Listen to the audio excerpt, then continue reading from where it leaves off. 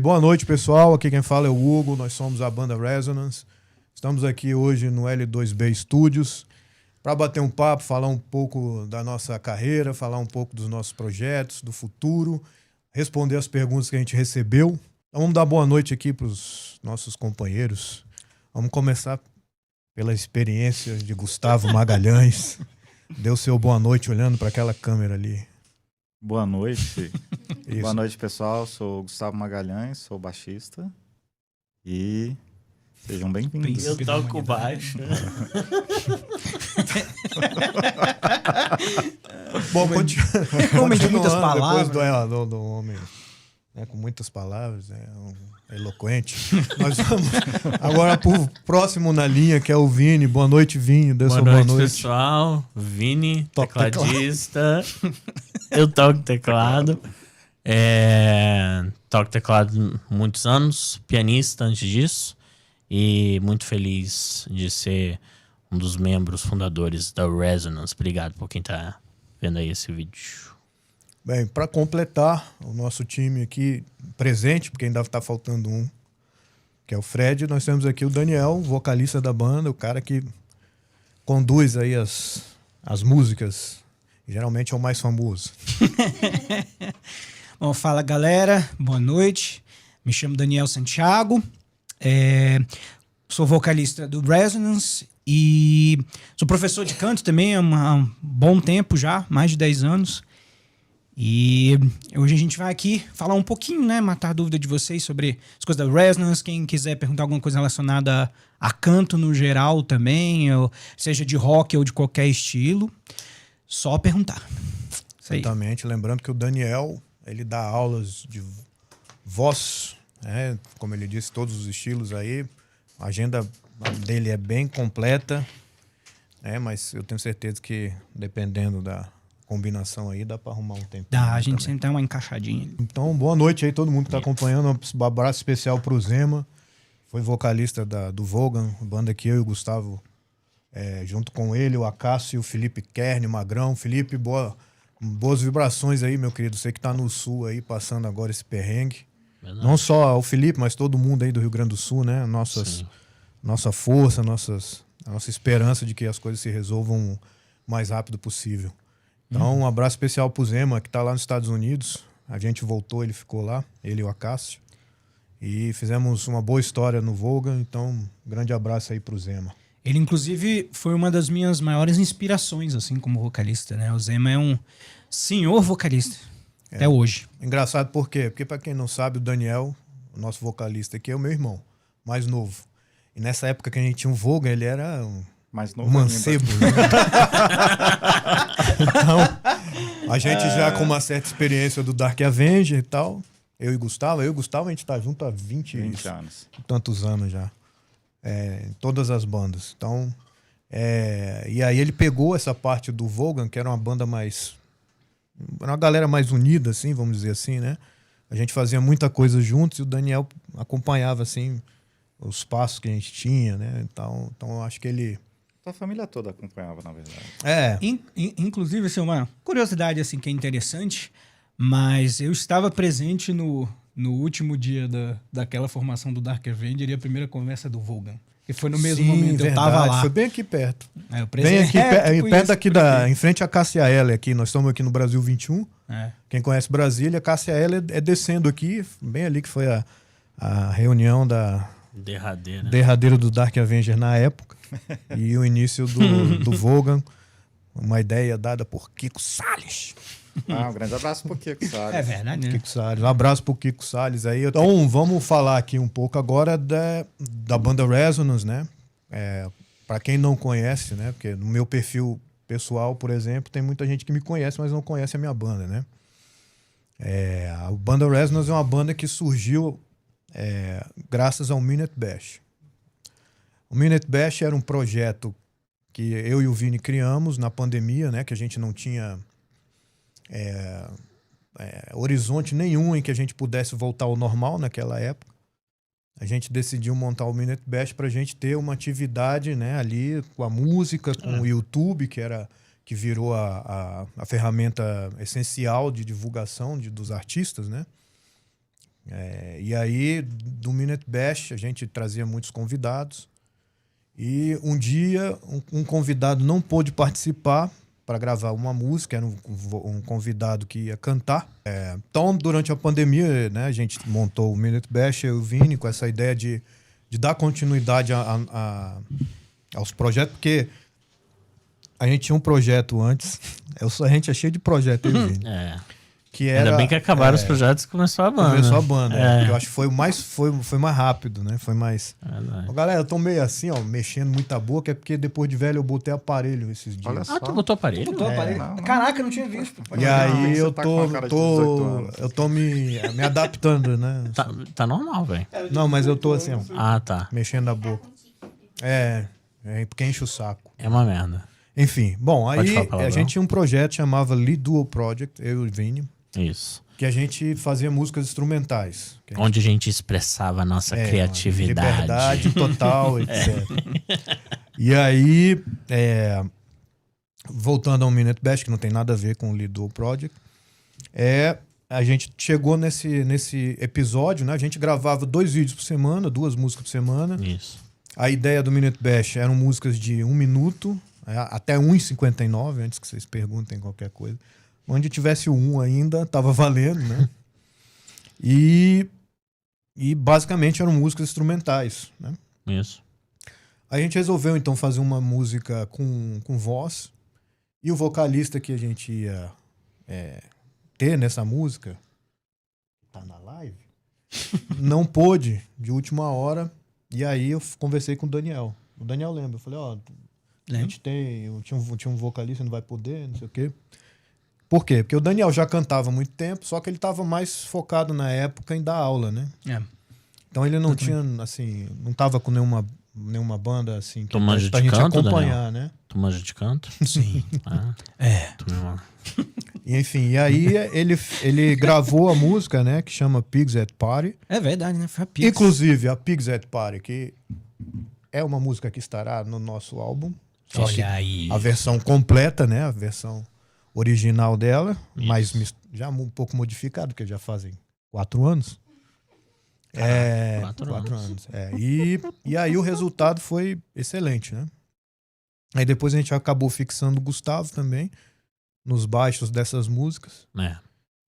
E aí quando a gente foi fazer o 35º vídeo do Minute Bash, a gente falou, vamos fazer uma música inteira, completa, uma música normal. A gente chama o Daniel para gravar os vocais, porque a gente gostou muito do resultado da Pigs at Party. E aí foi então que a gente fez a In Despair. E a In Despair, que foi a primeira música que a gente fez completa no Minute Bash, também foi a primeira música que a gente fez nessa vibe. Por quê? Porque tem outras músicas do Lead Duo Project que acabaram se incorporando Isso. no Resonance, porque a gente já tinha elas lá meio que prontas, né? Enfim. Aí só mudou um arranjo, né? Pra Mudamos, ficar mais grosso. mudamos parte. né, as partes para caber o vocal, etc e tal. E aí a gente acabou gravando a In Despair. Da In Despair a gente gravou a Firewings. Não foi Pagans, não? Foi Pagans?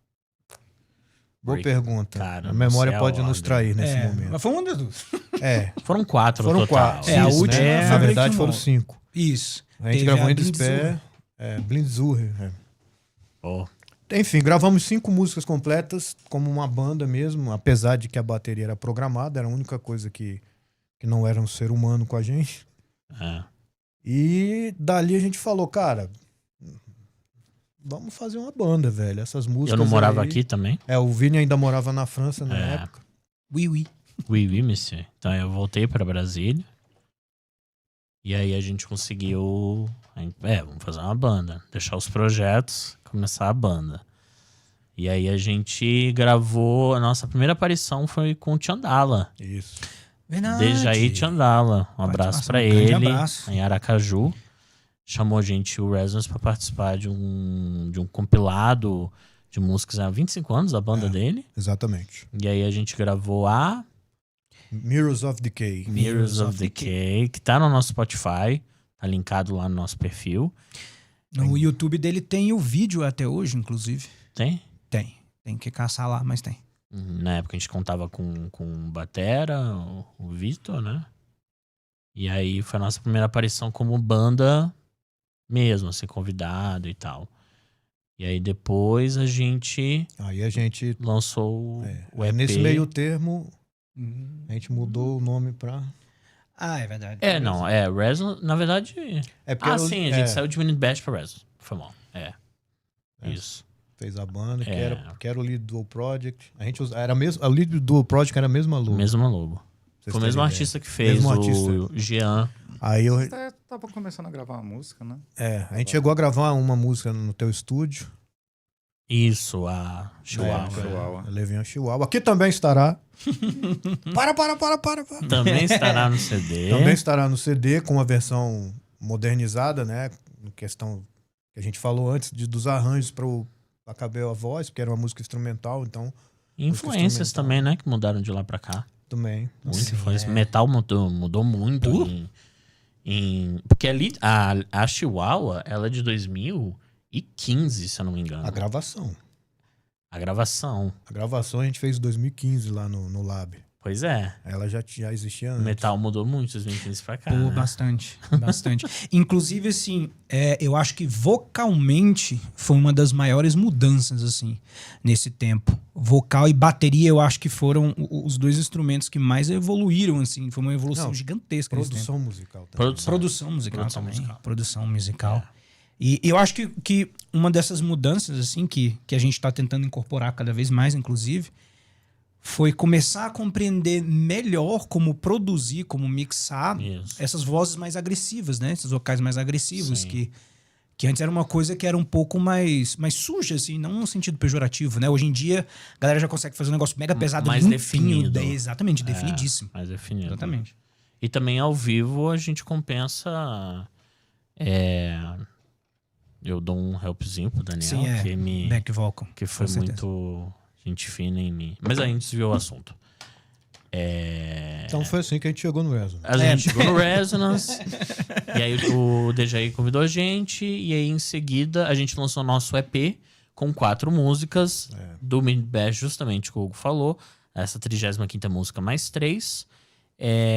O EP chamado Press Start está no nosso Spotify, Deezer, Apple Music, YouTube. Meu amigo, onde tu olhar tem nosso EP.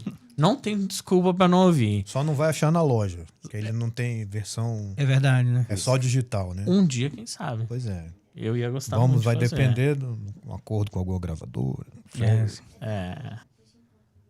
Desde o começo, foi no Dark Avenger. Eu lembro que eu conhecia o Fofs, que eu era amigo da namorada dele. Ela tinha me apresentado ele. E na época, eu acho que tava fazendo audição pra baixista no Dark Avenger. Aí o Fofs jogou meu currículo na mesa lá. Aí tinha, até onde eu sei, tinha várias pessoas pra fazer essa audição no dia e só eu que apareci.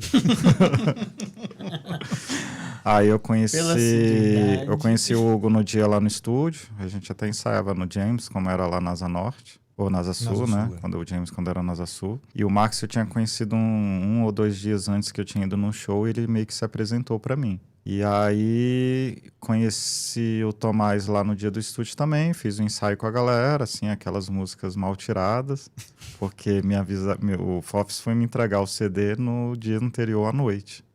Aí eu fiquei passando a madrugada tirando as músicas lá.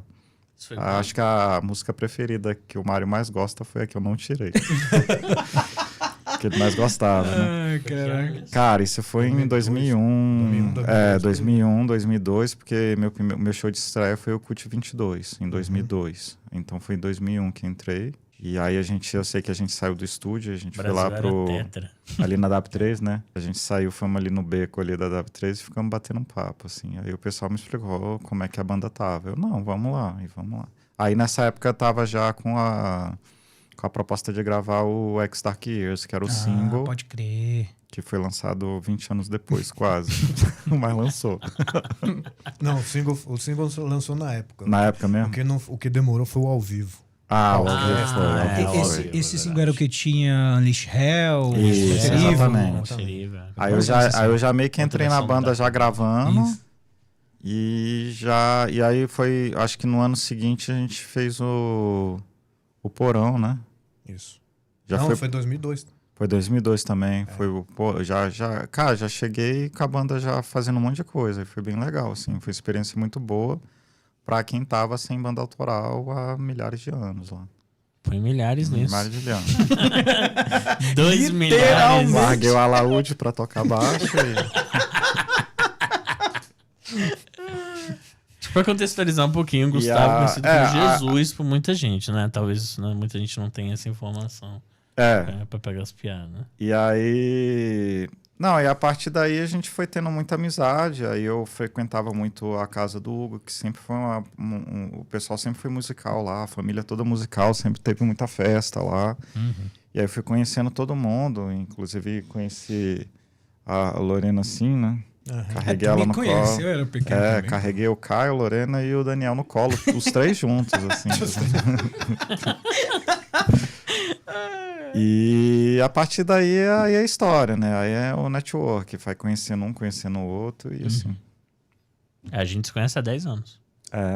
2014, quando entrei no parece pouco tempo que passou, assim, é muito estranho. O Hugo já é 2022, né? 23 anos. Caraca.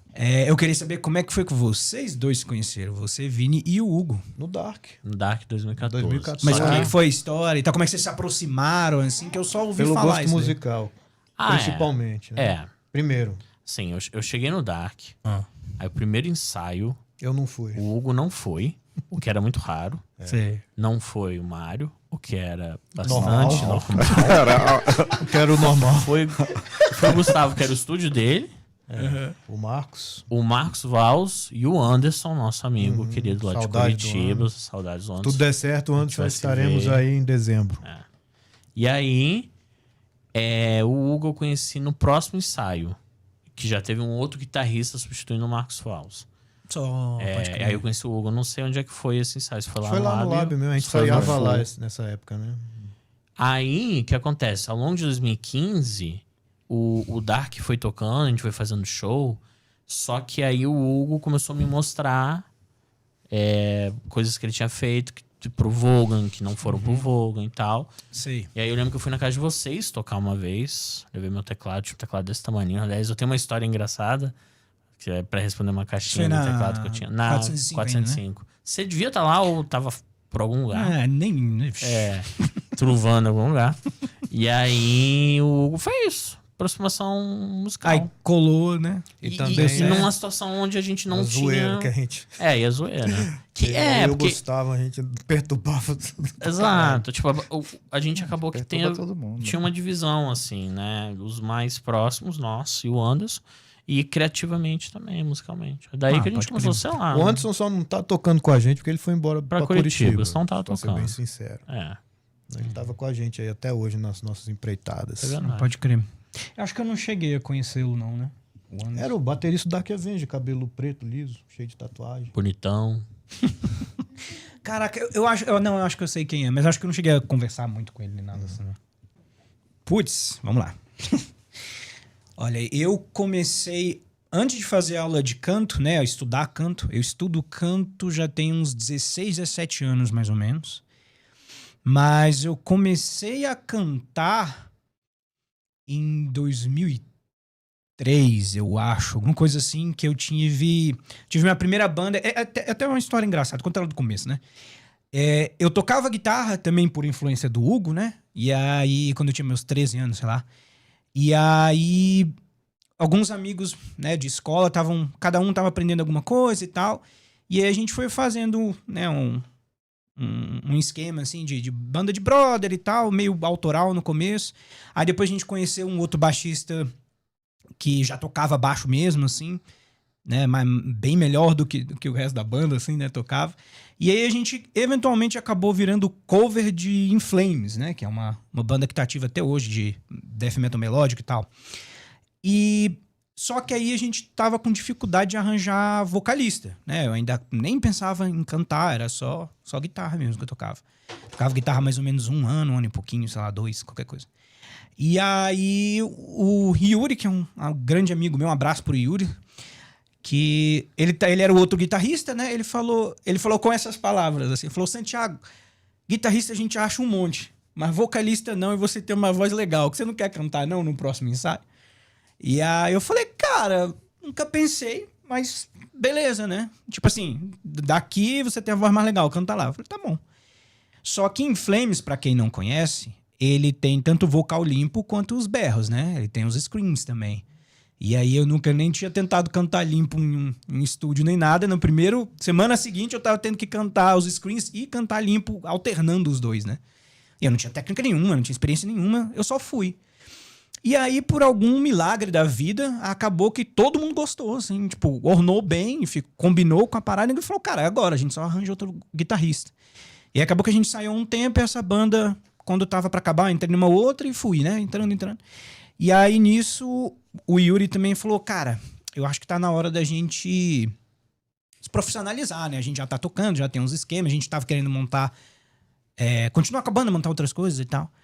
Aí, na época, eu lembro que a gente pensou, cara, no rock e no metal, quem são as duas pessoas, assim, que tem aqui em Brasília que ensinam mesmo esse estilo? Porque a gente tá falando de 2005, 2006, alguma coisa assim. Então, não era que nem hoje em dia, que hoje em dia tem um monte de gente ensinando tudo quanto é instrumento aqui, né, pra essa área de rock e metal. E aí ele falou, cara, então vamos lá na GTR, que era o maior nome, né, que tinha, da GTR da Asa Sul.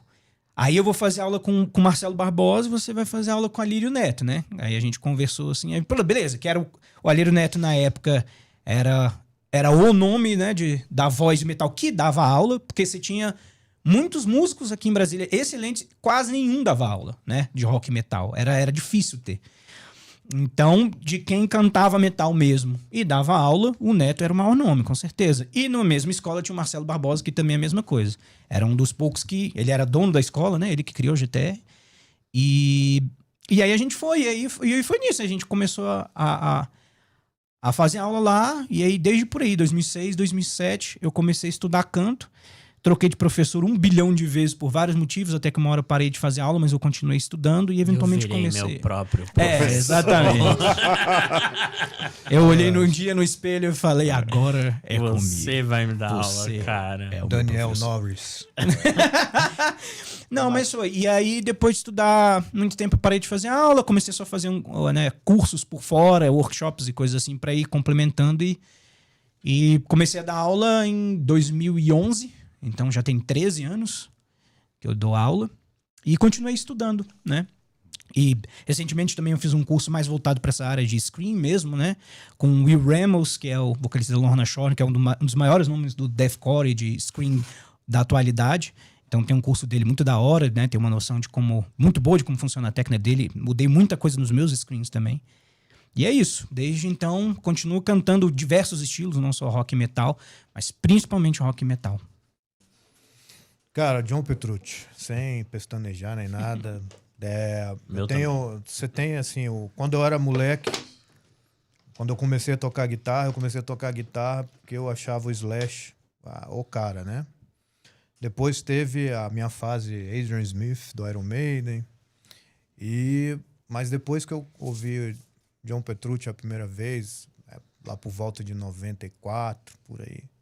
Época boa, né? Awake, né? Ia sair o Awake. Ia sair o Awake. Caraca. Eu escutei o Images and Words, né? Paul Meander, que tava estourando na MTV, né? Lembra quando a MTV era uma emissora que prestava, né? Tocava música, não era só reality show eu tenho um monte de vídeo porcaria gravado. Que legal. Aí era outro nível, assim, né? Pra mim foi outro nível outro nível de técnica, outro nível de dificuldade, composição. Então, nos primeiros anos, juro a vocês, eu não conseguia tirar assim, nada. Não conseguia tocar nada assim, do Dream Theater. Entendeu? E eu acho que... Hoje continua. Tá? Não, hoje eu ainda consigo. Até no meu Instagram aí tem alguns vídeos que eu gravei do Dream Theater, né? Mas é ele, o John Petrucci é o cara. Tem outros guitarristas que eu gosto, Paul Gilbert, de Rich Kotzen, né? Sim. E que eu escuto ainda, assim, bastante. Mas hoje em dia as bandas que eu escuto, geralmente elas não são muito destinadas para solos, né? Hoje em dia a galera tá diminuindo, mas a gente não. A gente vai manter essa bandeira dos solos ainda aí por muito tempo. Mas é isso. Quem perguntou, não sei, mas essa é a resposta. Mandar um abraço pro Eduardo que mandou essa pergunta. Eu lembrei de uma história que eu pensei assim, tem muito perrengue na vida, mas uma história que envolve o teclado. E aí eu lembrei de uma, eu vou contar ela bem resumido, mas assim, a gente tava em Sorocaba, tarde pra caramba, não deu tanta gente, a galera já tava dispersando, aquela ideia de colocar, foi com Dark Avenger, aquela ideia de colocar a gente pro final pra tocar. 2 da manhã, né? 2 da manhã, tava destruído e tal, beleza. Tinha convidado, inclusive, tinha não lembro o nome dele, aquele vocalista da banda de São Paulo lá. Putz, eu sei quem é. A gente lembra. E aí eu tocando aqui e eu vi um cara enchendo a manguaça, enchendo. E pô, uma coisa também que a galera às vezes não percebe, e isso pra palcos grandes conta, assim. O artista vê tudo. Vê todo mundo. Uhum. O artista consegue... Eu lembro até no Rock and Roll, por exemplo. Pô, eu vi a pessoa lá na... E aí eu vendo esse cara... E Sorocaba era um lugar relativamente pequeno, então o palco não era alto. E aí esse cara bebendo, falando, esse cara vai dar trabalho pra gente. Aí o cara aqui em cima do mar, em cima do outro guitarrista, tal, não sei o quê. E vai sobrar pra mim. Aí chegou o final do show. Da atração. Chegou o final do show, ele vai no Hugo, vê uma palheta, cara, por favor. Aí o Hugo enxotou ele. Aí chegou no Mário, me vê não sei o que, cara, o Mário enxotou ele. Aí foi no outro guitarrista, me vê uma palheta, cara. Aí chegou no baixista, no Gustavo. Me vê não sei o que. E aí esse cara olhou pra mim, eu olhei pra ele, olhou nos fundos dos meus olhos e falou... Me vê uma tecla, cara. Aí eu, pô, cara. E tá certo ele, porque o que eu podia dar pra esse homem? Uma tecla, ele dá pessoa, né? Não, o cara foi inteligente pra caramba. E na época, tem mais de 80, pô, me arranja só uma. Pra quem sabe, um piano ou um teclado cheio são 88 teclas. Na época eu tocava um com 49, era um teclado pequenininho. Sim, menor. 48 depois disso. E dei pra ele a última, assim, toma. Aí eu juro que eu virei pra ele e falei assim, cara, eu já tenho poucas, tá ligado? Quando tinha salto, eu falei, cara, eu tenho nada. Foi isso, essa é uma história engraçada. Só um adendo, porque agora eu lembrei, o Gustavo vai lembrar. Eu não lembro onde foi o show que a gente tava tocando, a gente tava em cima do palco, e aí um cara começou, cara, a gente tocando com o Dark Avenger. Aí o cara chorando, assim, não sei o quê, aí depois juntou um outro cara com ele. Eles estavam bem na minha frente, assim, velho. E os caras chorando, olhando assim. Aí, porra, a vontade de rir, velho, assim, incontrolável, né? Apesar dos caras estarem, assim, porra, emocionados e tal. Mas, cara, uma vontade de rir absurda, cara. Absurda, assim. E tipo, pô, tu assim, tem que manter. É um lado que o pessoal não vê, que é o nosso lado do palco, assim, cara. Que às vezes é muito tenso, às vezes é muito engraçado. Às vezes aconteceu um monte de merda antes da gente entrar no palco. Às vezes... tropeçam no cabo de energia, desligam o palco. No meio do show, desliga o palco. Cada muita coisa. Ainda mais no metal brasileiro. O Marcos Valls, eu tô com um trabalho com ele, no Daikindo, ele me convidou uns anos atrás. Inclusive, a gente fez um show abrindo pro Apocalíptica esse ano. Foi bem legal. A gente tá preparando um material ao vivo aí pra lançar. E bora lá, Marcos, é só juntar, é só a banda tá pronta, a gente faz junto, faz ensaio, eu vou me fuder em dobro. E a gente marca o esquema, né? A gente marca um esquema aí. Bota uma fé. Eu acho que eu já respondi isso em algum outro lugar, Firewings. Tanto no ensaio quanto ao vivo, eu acho que ela é poderosíssima, assim, cara. Sabe? Tipo, o ambiente fica tenso. Fica. Entendeu? Eu acho legal. Nas cores. Na verdade, ela é de extremos. Ela fica muito tensa e ela também é a que tem a parte mais melódica. Sim. Exato. Exatamente. Com um piano tá bem ligado. bonitinho, tá, guitarrinha. Mas eu gosto muito de tocar ela e a gente também tocou uma nova que não tá gravada, que eu achei bem legal, que é a Mirrors. Acho que ela também dá um... Vai sair no nosso CD este ano. Já está gravada. Tá gravado. Cara, eu acho que Eu não vou falar da Fire Wings, porque eu sei que todo mundo vai falar da Fire Wings já. Então eu vou falar... Então pode perguntar. Tem outras. No Daniel, tem outras. Não quero falar mais. Não, tipo isso. Cara, eu acho que do EP é a Breaking Walls. Ela é muito massa de cantar, a energia dela ao vivo. A parte que tem, que eu chamo do rapiral, que é um rap com gutural, né? Uma parte rapidona, assim, falada com um screen bem cheio, assim. E eu tento sempre fazer essa parte batendo cabeça, botando energia, o que deixa ainda mais difícil, que é um trecho super longo, precisa de muito ar pra fazer isso. Então, a música inteira tem muita energia, eu gosto muito dela. E fora do EP, a Mirrors, né? Que o Hugo até comentou que a gente ainda vai lançar. Ela é, pra mim, a minha favorita até agora, assim. Tem as mais difíceis pro teclado, tipo a Breaking Walls, que tem uns trechos maledeto lá, que é difícil pra todo mundo, exceto pro Daniel, que não tá cantando nesse exato momento, né? A Mirrors, ela é difícil de tocar, principalmente o começo dela, e tem uma parte também antes do meu solo, que é o solo do Hugo. Tem um compassinho a mais traiçoeiro, um 5x4, e aí entra o meu solo. Mas eu acho que a que eu mais gosto de tocar é a In Despair, velho. Pode crer. Porque ela é que o teclado toca, principalmente ao vivo, toca mais... É mais piano. Uhum. Né? As outras tem uma variedade e tal. O In Despair toca mais piano. E eu acho que talvez seja ela que eu mais gosto. Massa. Bota fé. Eu gosto da Fire Wings também. Eu gosto do riff dela. Como é que o Zema costumava falar? Que quando o riff é pesado assim, o pipoqueiro assim no show joga o carrinho de pipoca pro lado, pega uma pessoa e fica batendo cabeça junto. Assim, eu acho que é a melhor definição quando você quer dizer que gosta muito de uma música, assim. Ela me chama muita atenção, assim. Ela é uma música que eu gosto muito de tocar, ouvir. Eu acho pra mim é a preferida mesmo. Porra, maior, velho. Nossa. Maior é complicado porque não envolve o momento, né? E achei chique em inglês, tá? Ah, é inglês? You have to enter in English. Ok, Não, pode falar em português, eu faço legenda em inglês. tá. Mas se precisasse, a gente fala, hein? Qualquer coisa fala em inglês, coloca legenda em português. Não, vamos lá. Então, é difícil, né? É porque é o seguinte, o Dark Avenger era uma banda que já existia, então eu entrei, né? Todos nós aqui, menos o Daniel, a gente não tinha coisas muito nossas, né? Até a gente gravou algumas coisas, mas tinha que respeitar o estilo que a banda já tinha, né? De alguma forma. Então, por exemplo, no Vogan, a gente já tinha uma mistura de estilos bem... Eu tava no meu auge de vício do Dream Theater nessa época.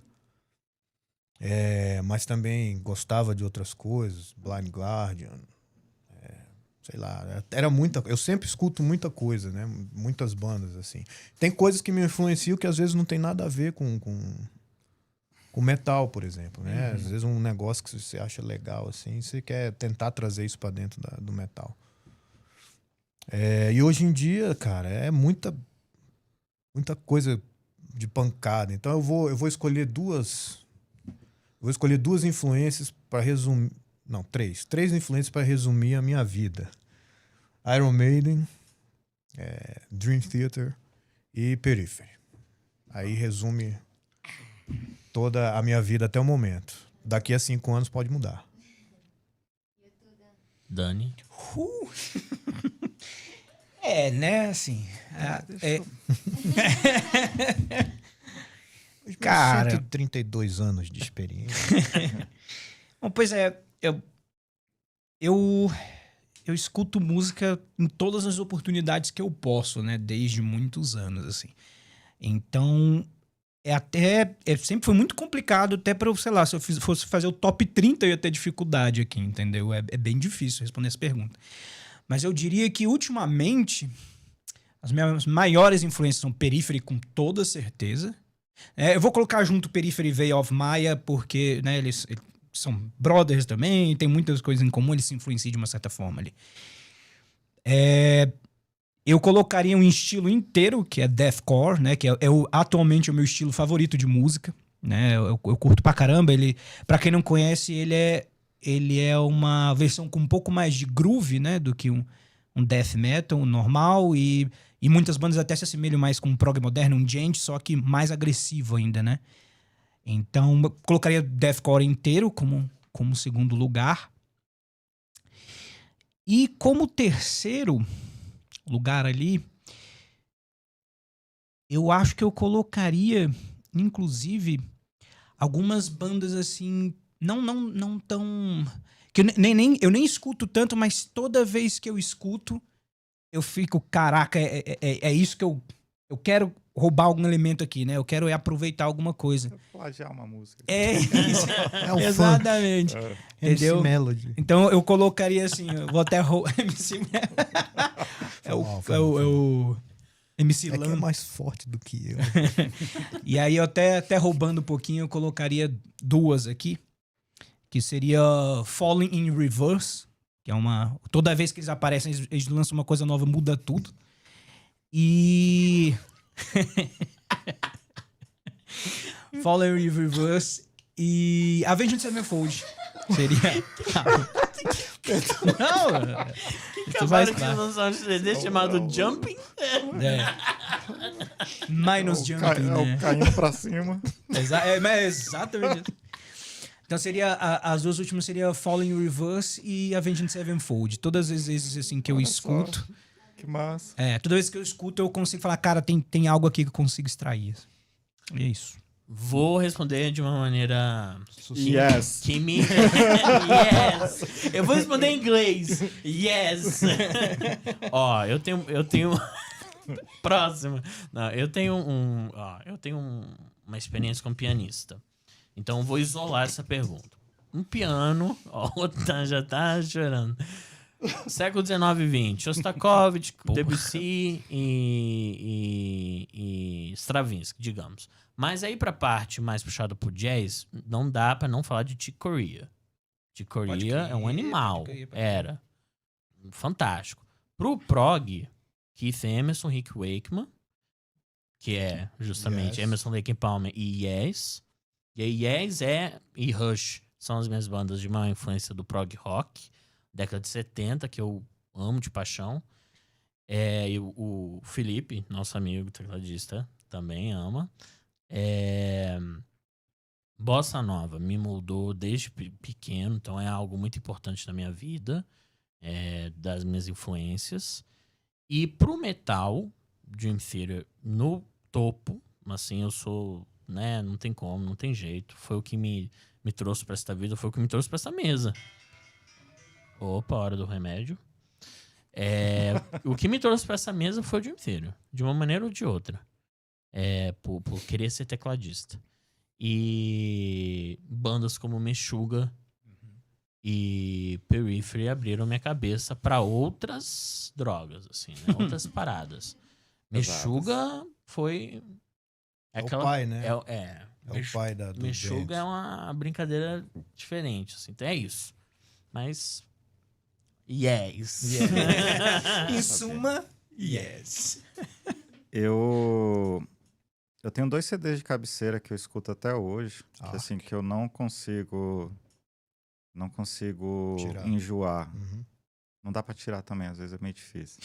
Que é o Burn the Sun, do Ark, que eu acho uma mistura muito doida. Eu sou muito fã do batera, né, o John Macaluso. Eu acho o cara bem criativo. E o Awake, do Dream Theater, que até hoje, assim, pra mim é um marco. É um marco. E por incrível que pareça, eu tenho um background muito de grunge. Tem influência muito grunge, assim. Não parece que tá nos riffs, mas eu tenho muita coisa, assim, de grunge, assim, que foi quando eu comecei a tocar grunge. Pode crer. Então, coisas tipo Soundgarden. Bom demais também. Stone Temple Pilots, essa galera aqui, que é uma galera boa que surgiu na época, assim, sempre tinha um CD bom dessa galera, assim, e a gente tava vivendo aquilo lá. E aí, acabou que virou uma mistureba disso daí. E nunca mais eu consegui escutar alguma coisa que me chamasse tanta atenção como essa galera dessa época, esses discos, né? E aí é o que me influenciou até hoje, é isso aí. Pô, legal essa aí. Bom, nós estamos falando aí de quase 30 anos atrás, né?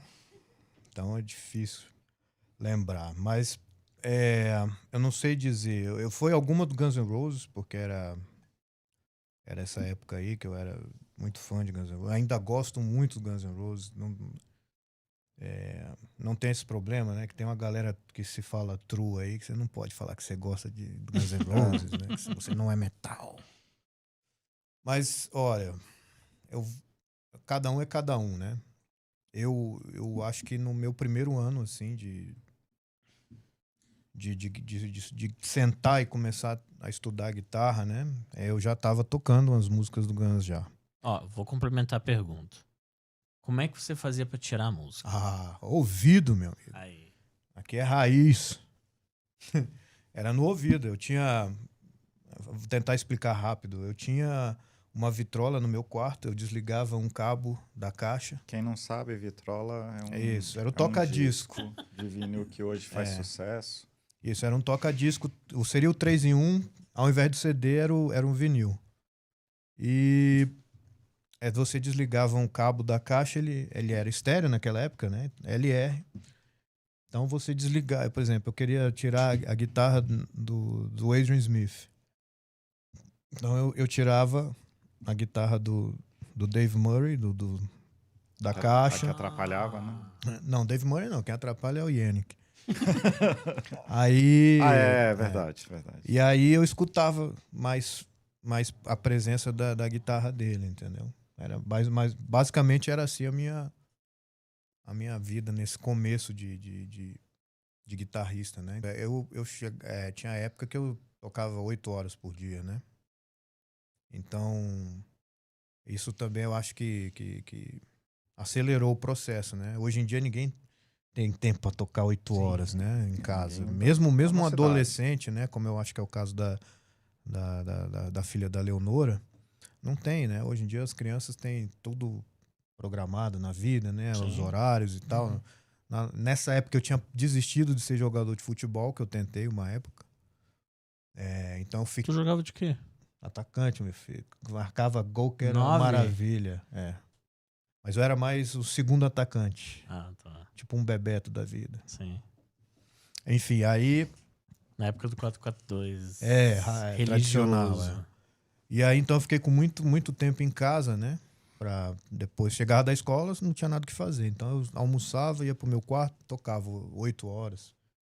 Normalmente. Então, acho que nesse meu primeiro ano mesmo, assim, eu já tava tocando, né? Dentro de casa, acompanhando o vinil, né? Que não era CD ainda. Ao mesmo tempo, eu não sei se o Daniel lembra, assim, que às vezes eu ia pra aquele som da sala, eu botava o Decade of Aggression do Slayer e tocava, velho, a porra do CD todinho, assim, em sequência. Como se eu estivesse tocando o show junto com os caras. Então, nós estamos num processo de término de pré-produção, né? Nós estamos chegando na última música. O que é a pré-produção? Quem acompanha meu Instagram viu eu explicando a nossa pré-produção num vídeo que eu fiz há um tempo atrás. Quem não acompanhou, vai saber agora. A gente escreve tudo no Guitar Pro, as nossas músicas. Cada um vai lá e faz a sua linha. Depois disso, eu lá na minha casa programo a bateria, porque bateria é um negócio que é difícil de você ter ali rápido, né? Você tem que... A não ser que eu tenha um batera com tudo já pronto para gravar em casa... esse processo é mais fácil fazer assim. Programa a bateria, gravam as guitarras e aí eu mando para eles gravarem nas suas casas o baixo, os teclados. E aí depois o Daniel vai lá em casa e grava os vocais. Esse é o nosso processo de pré-produção. A gente ter ideia de como as músicas vão ficar.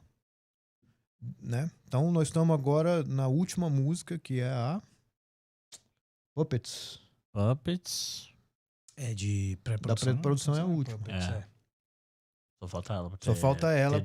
Já está a bateria já está programada lá, já está tudo certo.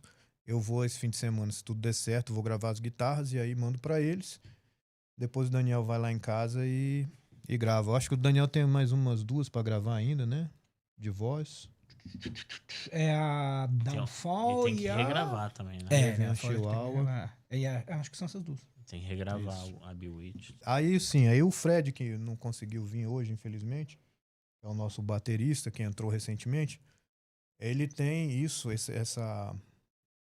tem um estúdio na casa dele de gravação e tal, com a bateria já lá montada, então isso vai facilitar a nossa gravação, né? Então, assim que a gente terminar isso, aí a gente vai começar a gravar mesmo a Vera, todas essas músicas, são 9.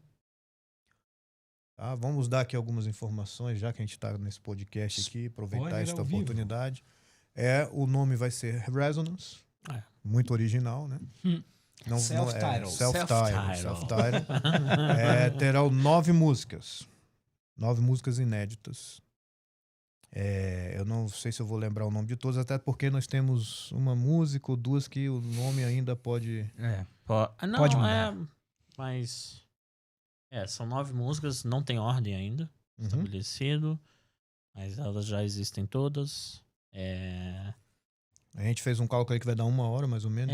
45 a 55 minutos, mais ou menos. E aí disso, gravando batera, voz, os teclados é rapidinho, baixo já tem muitas delas. Enfim, aí vai passar para outra parte da produção, que é a mixagem. Que aí, e você aí puxa um cabelo e sai um urso. Então, provavelmente, para responder essa pergunta, nós só vamos ter um show após a gente terminar esse processo de gravação. E depois do Fred também aprender as músicas, a gente tem que ensaiar, tem que treinar de ensaio, né, e tal. Não só das músicas antigas, mas das novas também, né? A gente tem que aprender a ensaiar as músicas novas. A gente fez. A gente ainda não fez isso. Como ele foi escolhido. Tá. Isso, Resonance, eu não acho que não é nem assim, não é assim que é pronunciada, porque na verdade é uma palavra alemã, que significa ressonância. Porque... que o Hugo fui eu que pensou pensei nessa. Eu peguei vários nomes lá, ele também, o Vini também. E eu achei interessante, porque é um padrão muito comum, né? Você dar um nome em inglês. Sim. Né? Para bandas de rock. No mundo todo, né? Quem quer ter uma carreira internacional geralmente pega um nome em inglês.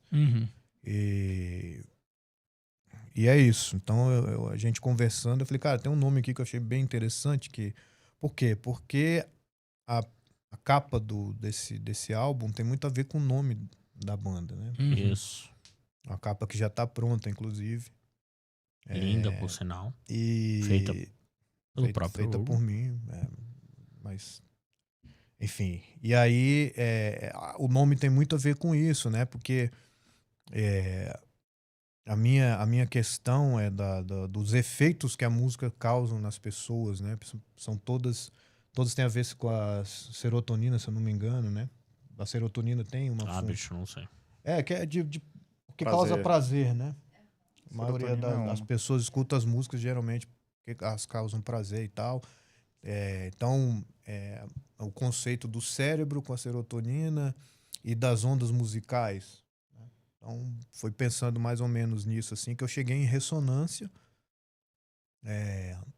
mas não era na palavra em alemão. Eu falei, cara, mas é muito...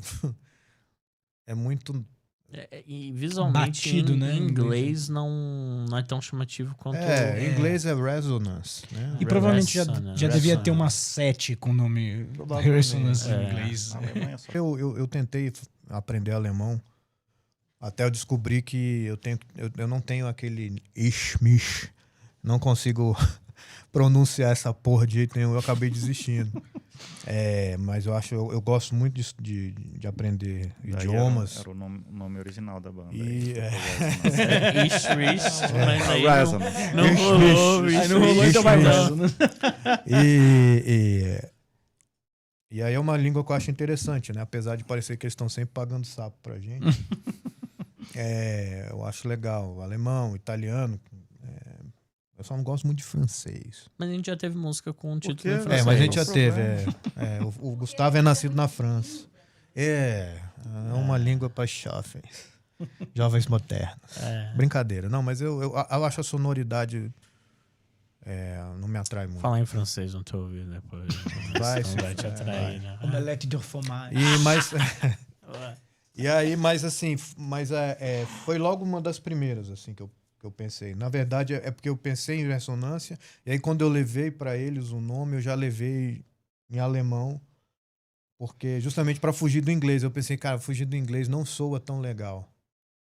Aí a primeira que eu pensei foi em alemão. Aí eu fui lá no Google Tradutor.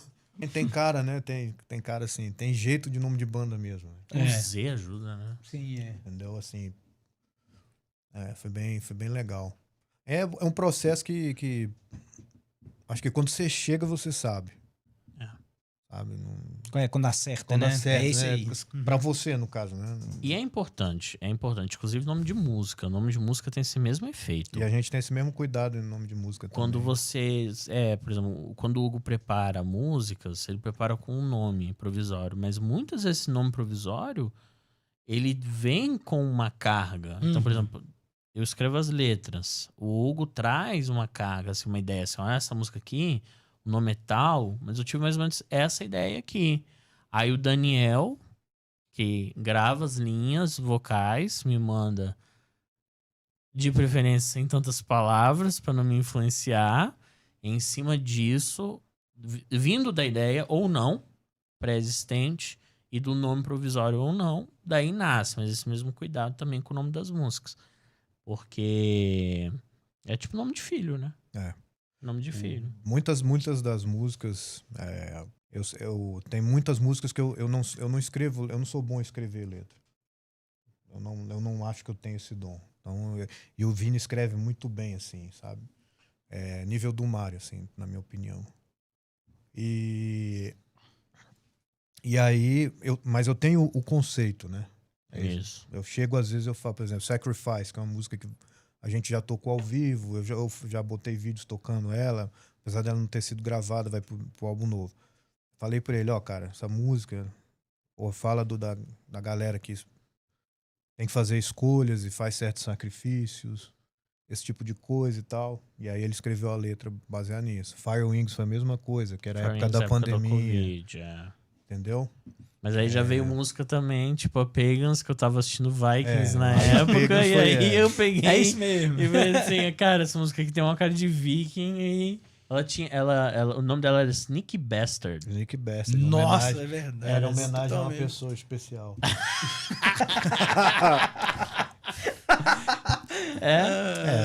E eu vi Sneaky Bastard. Não, perfeito. Quem que se encaixa nesse perfil? E aí eu falei, Sneaky Bastard não vai rolar, né? Mas o Pagans Empires foi ideia tua. Isso. Pigs at Party... o que mais? O In Despair também, gente. Quer dizer, o In Despair você falou mais sobre seus... Foi, In Despair tem mais uns rolês meus. E o nome também foi o que pensei. Mas acho que a Mirrors já era uma música que eu tinha pro Vaughan, que era a continuação de uma que chama Lost. Atrás, é verdade. não é.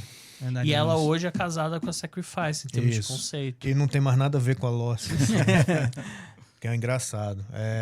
A Puppets foi uma que a gente conversou bastante, né? Mudou o nome. É o meu nome favorito. Mas também foi um conceito que eu pensei, lembra? Eu falei, olha, a gente podia fazer tal coisa e tal coisa, né? Dessas questões manipulação. De hoje em dia. Isso. Manipulação da sociedade. Redes sociais, essas coisas. Então é a Puppets, que é a música mais nova, né? Que é essa última que a gente vai fazer a pré-produção agora. Então não é assim... Tudo que a gente faz... ela tem sempre um conceito por trás, assim, não é assim, da noite pro dia. Na sorte. Nós vamos falar de bebida e mulher.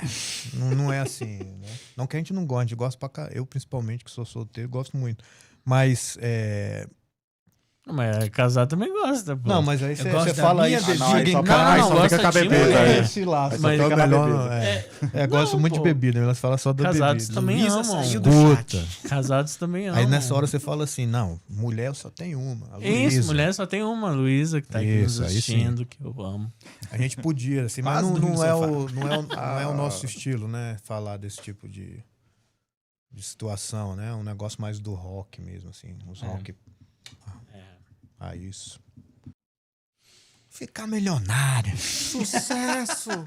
O que eu espero do Resonance? Bom, a gente, principalmente eu e o Gustavo aqui, a gente tem uma carreira longa já fizemos coisas, já fomos para fora do país, já fizemos muitas coisas assim, perto de que muitas bandas eu sei que nunca nem chegaram perto, né?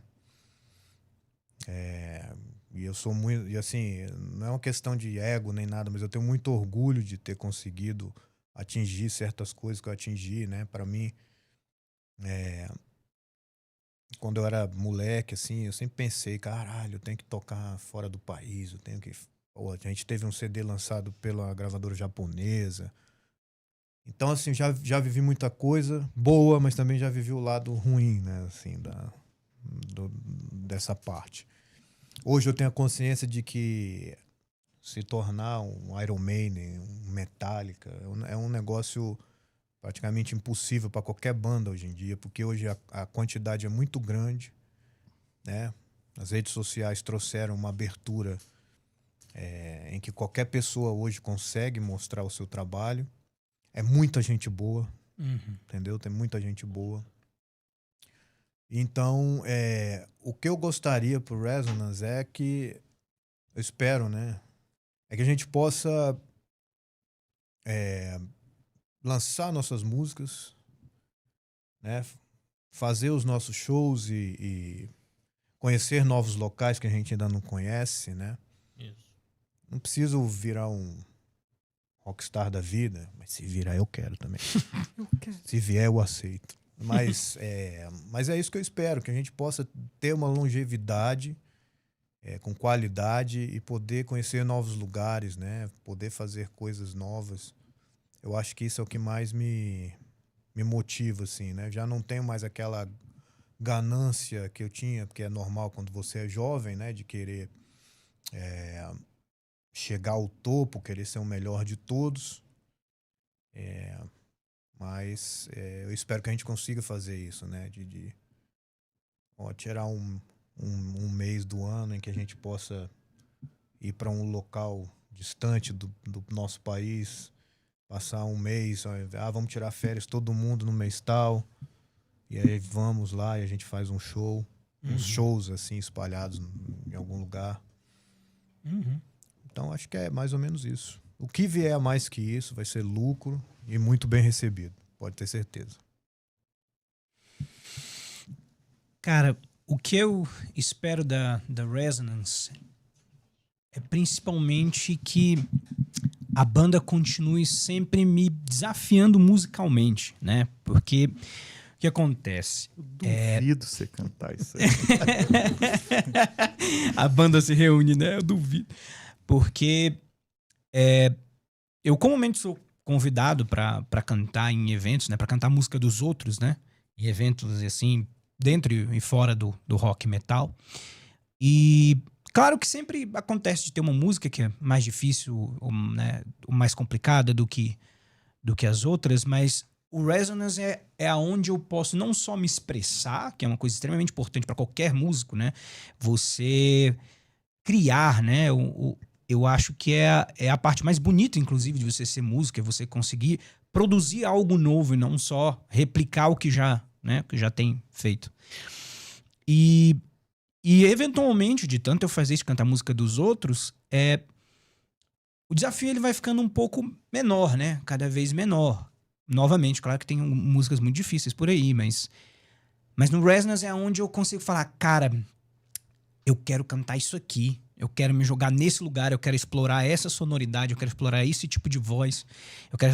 Eu escuto as músicas e falo, caraca, isso aqui vai ficar muito bom com tal coisa. Então, ele é um desafio tanto na questão de composição, porque no processo de composição de vozes do Resonance, geralmente chega para mim a música, né, a parte instrumental, eu penso numa ideia original da linha de voz, e aí eu mando pro Vini para ele fazer já uma letra, e depois quando a gente vai gravar a gente reúne, né, quem pode ir no dia, geralmente não, a gente sempre grava no Hugo, e aí é muito comum que a gente dê uma amadurecida, né, na ideia, é muito comum que tenha coisa que entre, às vezes a gente pensa numa coisa, às vezes o Hugo chega com uma ideia, às vezes o Vini chega com uma ideia, ou então às vezes chega uma outra ideia e de repente eu venho com uma nova em cima disso.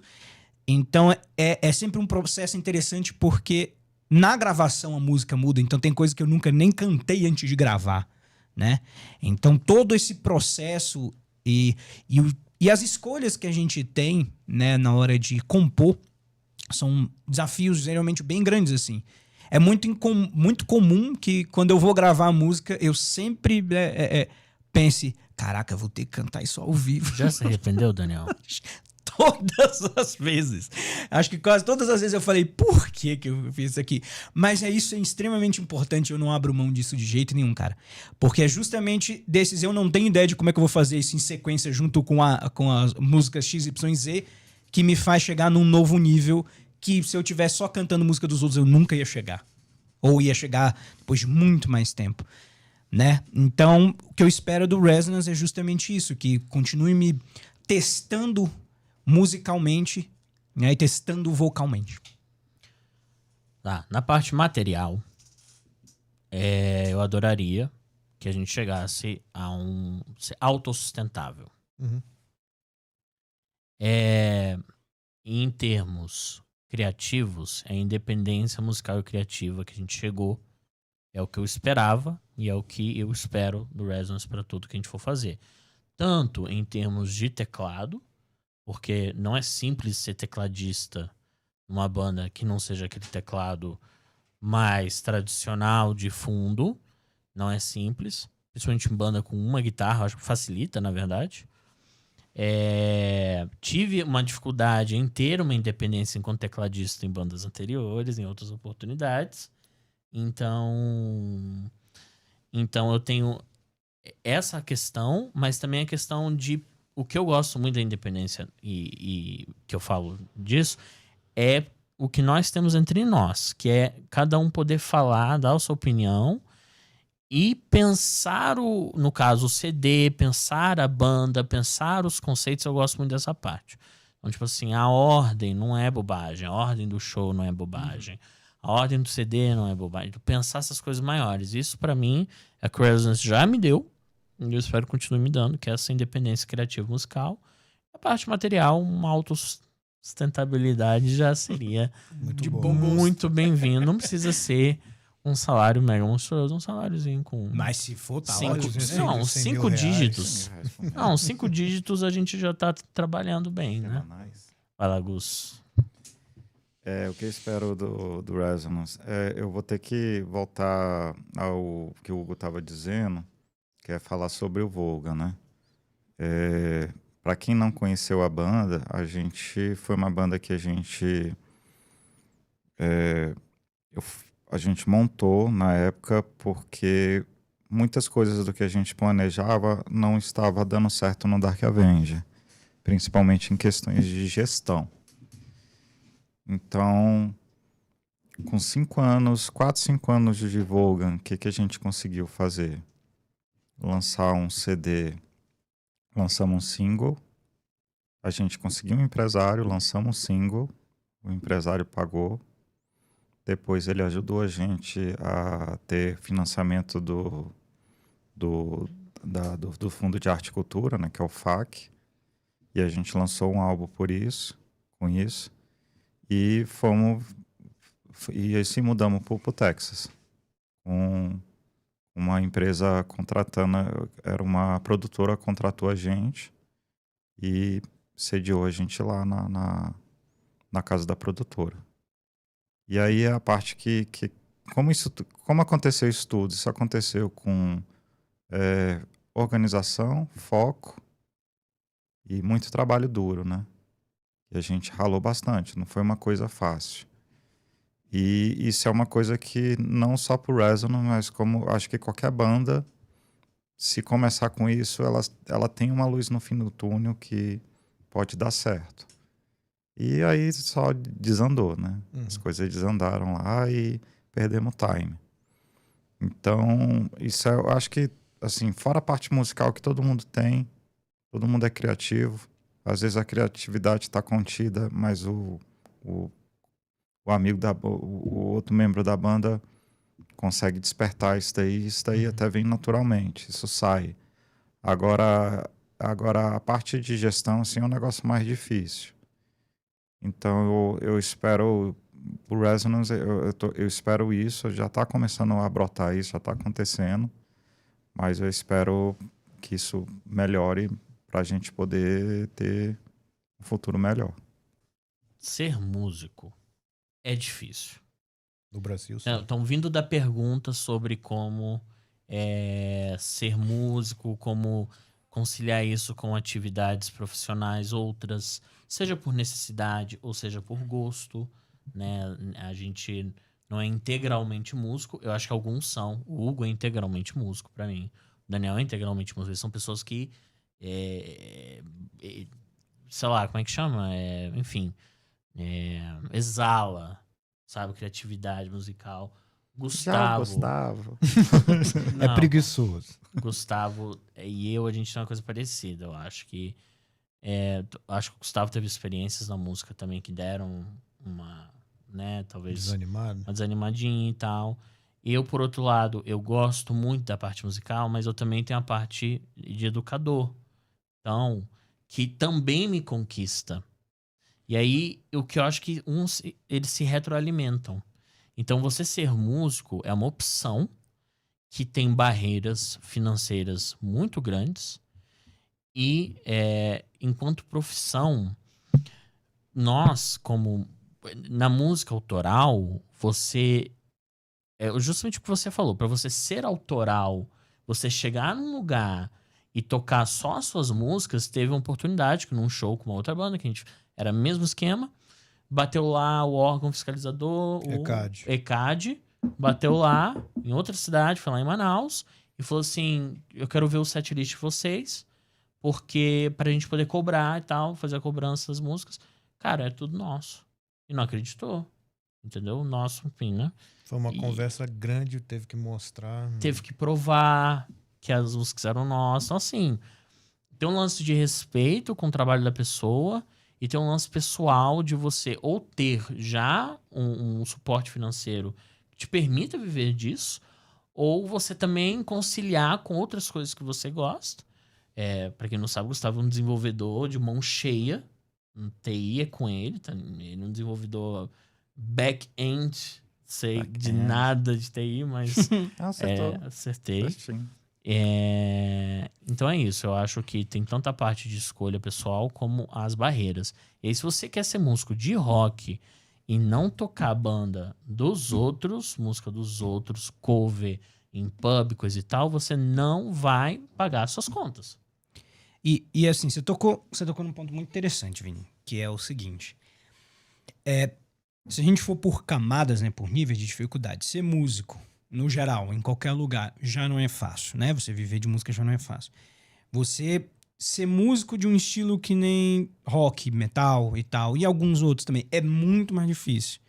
Você fazer isso no Brasil, que é um país que tem uma boa cultura disso, mas não é uma cultura mainstream, né? Não é uma cultura amplamente divulgada. Já é incrivelmente mais difícil. Você fazer isso e tocar as suas próprias músicas, aí já é outro universo. Você entende? Porque, assim, eu também tenho, né, banda pra tocar, pra cantar a música das outras pessoas. E fora os eventos, né, que sempre me chamam pra cantar a música dos outros e tal, porque, bom, eu sou, como eu comentei anteriormente, eu sou professor de canto há 13 anos e eu já trabalhei em diversas escolas, né, aqui em Brasília, e ainda trabalho, né, dou aula particular também. E então eu acabei, assim, aos poucos virando uma referência de pessoa que consegue fazer certas coisas que geralmente outras pessoas não conseguem, né? Então, por conta disso, começou a me chamar cada vez mais pra, cara, eu preciso de alguém pra cantar essa é a música, eu não acho ninguém, me indicaram você. E aí eu vou lá e consigo fazer as músicas.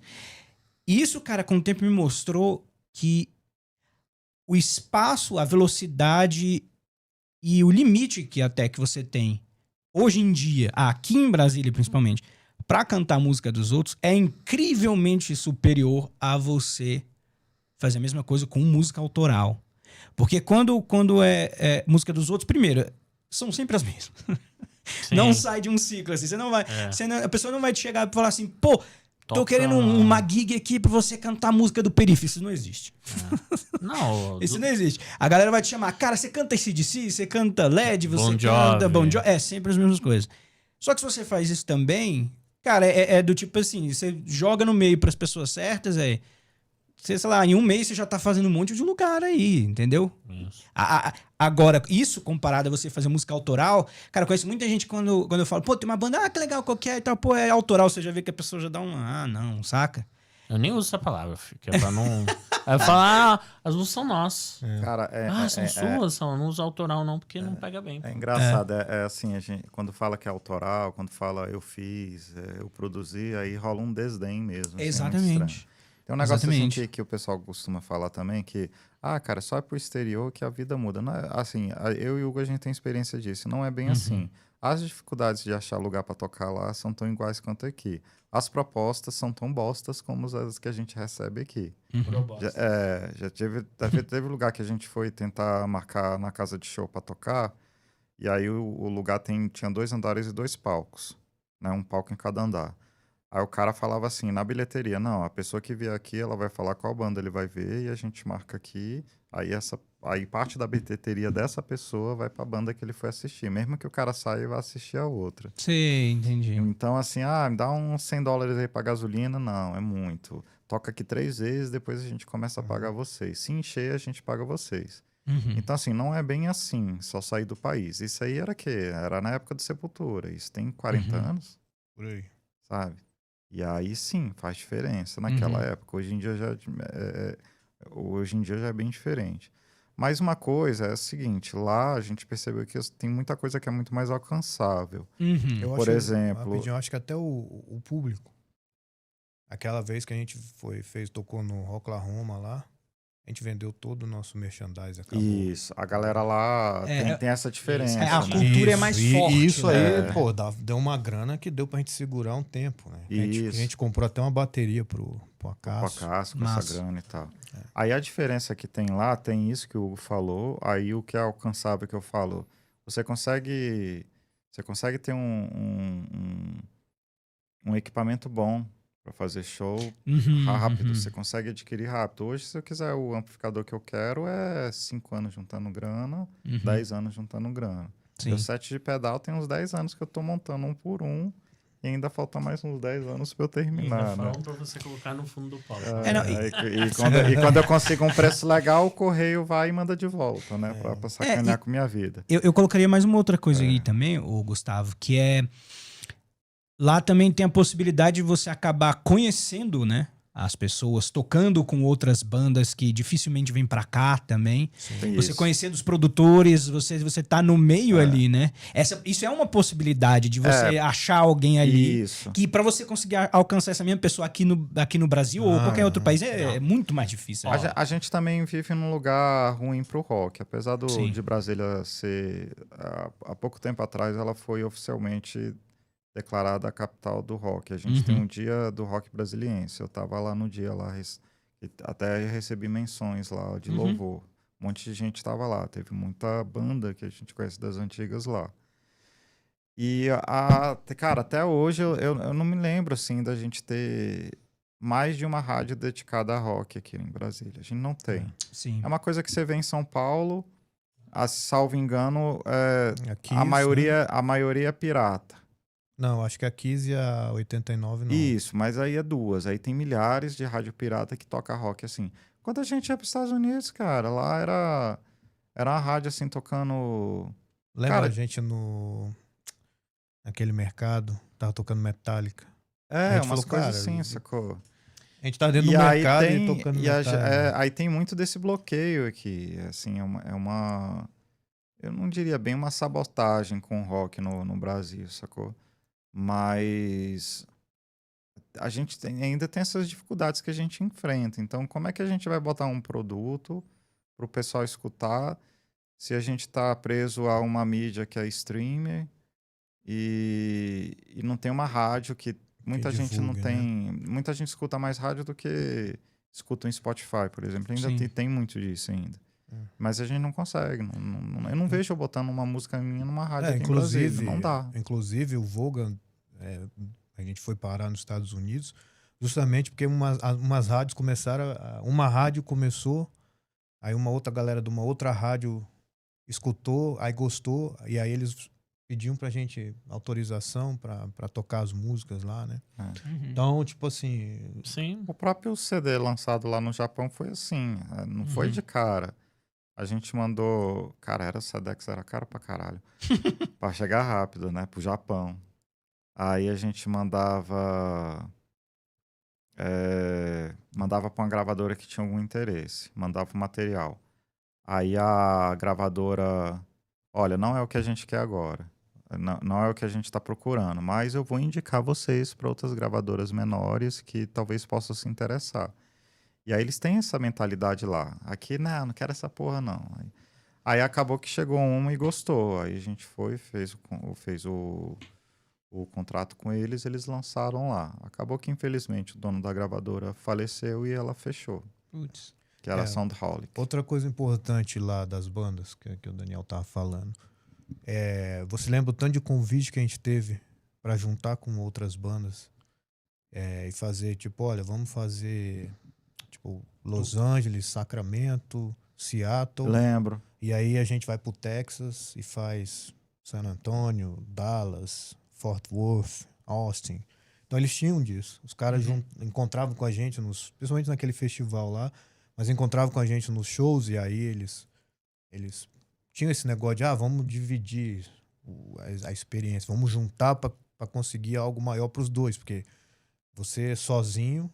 Você consegue um show aqui, ali é outro. Agora um outro cara que é de outro lugar. Isso serve aqui pro Brasil também. Serve. O cara que é lá do Nordeste, quer vir tocar aqui em Brasília. A gente é de Brasília, quer tocar no Nordeste. A gente arruma uns shows aqui, o pessoal tá aqui, depois a gente vai no Nordeste, toca nas cidades que o cara consegue.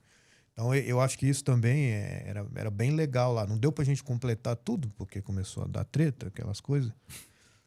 Mas tinha um horizonte. Eu acho que isso é até cultural de lá, porque a gente tem muito exemplo, assim. Eu acho que o Pearl Jam que botou o Korn no mainstream. No Brasil tem isso, só que no meio sertanejo. No meio sertanejo, eles se apoiam muito. É uma indústria. E quando eles vão se aposentando, eles vão trazendo os apadrinhados deles. Mas eu acho que aí tem um pequeno catch, como é que é o... Um catch of the... tem uma pegadinha aí. Pegadinha. Por exemplo, o sertanejo movimenta milhões. Então é interessante para os caras que ele continue nesse nível de sucesso, de público e tal. Porque ninguém é eterno, né? Então as bandas, as duplas, elas vão encerrar um dia. Cara, então aí como movimenta essa grana toda, é bom para eles, bom para os empresários. Deve ter entendeu? Tudo uma comissãozinha. Por exemplo, o cara lá, sei lá, acho que eu conheço o Gustavo Lima, sei lá. Uhum. O cara, se ele lança uma dupla nova, que essa dupla nova faz um sucesso, ele com certeza vai ter uma porcentagem lá, entendeu? Então, eu acho que é isso. Então, lá é diferente, ali é um negócio mais entre as bandas, né? É uma indústria, né? O brasileiro já tem uma predileção musical. No geral, tá? Que é coisas de fácil assimilação. Então, na minha época de adolescente, era o Asa de Águia, era lê. Então, já é cultural do brasileiro a predileção por coisas... Porque eu acho assim, o público brasileiro, no geral, ele não vai pro show para escutar a música. Essa é a minha opinião. É diferente do pessoal do rock, do metal. A gente vai apreciar a música, vai apreciar a banda. povo brasileiro, ele vai pra se divertir. Ele vai pra pegar mulher, pra encher a cara. Tanto que dá muito pouca confusão em show de rock show e de metal rock, e show de outros estilos mais populares. Né? Dá mais confusão. Né? É pegação, encher a cara. É um negócio que é o padrão. Então, então já é difícil pro rock nesse aspecto. Eu acho que tem muita... É muito transversal a leitura. Porque, por exemplo, o que o Hugo tá falando, ele é uma realidade... Só que a gente tem realidades regionais, que a política ela é completamente diferente do que a gente vive no DF, que é um governo que valoriza outro tipo de cultura. E também uma espécie de herança regional que existe, né? Então, você vai... E também estadual. Você vai pro Pará, o Tecnobrega vai dominar. Então, assim, você vai pra Goiás... vai ser o sertanejo. Você vai pro Rio, vai ser o funk. Então, assim, eu acho que a parte política, ela acompanha essa herança, entendeu? Então, existe uma verticalização política, que é, por exemplo, de uma instância federal. Pode ser um governo que apoie mais ou menos gostos musicais, mas que apelam mais ao público ou menos, ou governos que não se interessam por música, que também existe. Mas eu acho que essa transversalidade de você pensar o regional, a herança e como que isso pega a política, porque a política também é herança. Você pega um estado como Goiás que, vai em qualquer cidade de Goiás, você vai ter um Fleury e um Curado. Vereadores, entendeu? E um Roriz. Sempre vai ter. Então você tem aí uma herança política atrelada a uma herança cultural. Então eu acho que... E eu vou só dar um negócio interessante. O lance da regionalidade da música é muito doido. Que no Brasil, por exemplo, o rock, pra gente atingir determinados públicos, é muito difícil. Nos Estados Unidos, você liga a rádio e tá tocando rock. Isso. Eu tive a oportunidade de morar na França. É muito difícil você tocar rock na França. Muito. A gente fez, Europa, né? É muito difícil. Só que aí eu tive a oportunidade de ir pra uma cidade bem no norte, bem no litoral norte da França. E liguei a rádio. E captou uma rádio britânica. Tá tocando rock. E qual que é a distância da França pra Alemanha? São 200, 300 quilômetros, ou sei lá. Cara, depende, assim. Acho assim que ela teve um título uma época, porque surgiu muita banda boa daqui. Isso. Já foi, né? Legião, Capital, Paralamas. Cássia Eller era daqui também, né? Então, essa época, assim, foi a época de ouro de Brasília. Agora, assim, há muito tempo, assim, Raimundos veio depois de anos, depois veio Raimundos. Mas aí também. já foi um negócio único, né? Você tem o Raimundos e... Mas aí, assim, sempre vai diminuindo. Mas, assim, é um negócio que até que o Ricardo Vale lá, o deputado, tá tentando trazer isso de volta, assim. Eu acho que ele vai ter muito trabalho, mas não é uma coisa impossível. Mas tem muita barreira para vencer, isso que a gente acabou falando, conversando tudo aqui. Rádio, outros estilos musicais que meio que inflaram e não dão espaço mais para nada. E desde sempre o rock sempre teve um preconceito, né? Então sempre estão tentando vetar o rock de alguma forma, assim. Mas se não for certos eventos, por exemplo, o Porão do Rock vai lotar. Você sabe disso. Se não for esses eventos grandes, não lota. Eu acho que já foi a capital do rock. Brasília já foi e há muito tempo não é, até porque eu acho que não existe a capital do rock. Eu vou te dar um exemplo. São Paulo, quantos milhões de habitantes tem São Paulo? 200. Não, 20 milhões. 20 milhões de habitantes, né? Nós fomos lá fazer um show. Essa banda que a gente tocava na época, o Dark Avenger, era uma banda que sempre levou muito público, né? Então, se você pegar ali São Paulo, 20 milhões de habitantes, você vai para um show, tem 300 pessoas, é ridículo. Então, você também não pode falar que São Paulo é a capital do rock. Até proporcionalmente, eu acho que Brasília ainda é melhor que São Paulo nesse ponto. Pelo tamanho da nossa população. A gente é quase 10% da população de São Paulo. E 300 pessoas aqui, a gente colocava muito mais, é mais fácil. A gente colocou no estúdio aquela vez 100 pessoas, num ensaio aberto, dentro do estúdio. E pingava o teto de suor de tanta gente que tinha. Então, assim... Foi no primeiro show. Foi o primeiro show dele. Então, o apoio que a gente precisa é nossa música bem divulgada, é a nossa música com acesso para quem precisar escutar, né? É um patrocínio de baixo, um patrocínio de guitarra, um patrocínio de teclado, pra gente se manter mais fácil, pra gente ter o melhor instrumento possível para quando a gente for tocar. Dê uma chance pra gente, tá? Mas o que eu digo gravadora. Tudo isso aí, essa questão que você comentou agora, a questão da Brasília ser capital do rock e essa questão de oportunidades e cultura, eu acho que tudo isso se amarra de uma seguinte forma. Fala do meu próprio relato, assim, quando eu era adolescente ali, principalmente numa época ali, acho que 2003 a 2006, provavelmente, algum lugar por ali. Eu lembro que nessa época Brasília ainda era muito próspera em rock, no sentido que tinha show direto. Vocês que estavam no Dark nessa época vão lembrar. Pô, o Sesc aqui da 13 tá voltando agora, né? Tá. Eles estão fazendo show. Teatro Garagem também. Teatro Garagem. Há muito tempo. Mas minha adolescência toda, eu estudava no Objetivo ali na 13, era só atravessar a rua. E no Objetivo a gente fazia provas à noite. E aí eu saía dessas provas e já ia direto pro Teatro Garagem. Todo final de semana tinha show. Isso era durante a semana, tipo assim, terça-feira, quinta-feira. Uhum. Sempre tinha uma banda lá tocando. Então já teve essa época. Já. A gente já tocou no Teatro Garagem. E rola um fenômeno interessante, cara, que era que eu ia falar. Como eu acho que o centro disso daí foi... Eu diria que foi um efeito cascata, que eventualmente passou a ter cada vez menos produtores que estavam a fim de organizar eventos de rock com condições dignas para as bandas, especialmente. E eventualmente isso... Com o passar, né, de muitos anos, a cultura foi enfraquecendo e aí acabou de fechar todas as portas. Eu sei porque, às vezes, assim, como professor de canto, eu até tenho uma perspectiva um pouco privilegiada de ver muita gente de perto, ver muitas pessoas que querem, né, que aspiram a ser cantores, músicos e etc. Porque eu conheço muita gente nas escolas e cara... Não é tão incomum assim chegar uma pessoa e eu perguntar o que porque numa aula de canto a coisa mais normal, a primeira coisa que você pergunta é o que você gosta de cantar, o que você gosta de ouvir e etc.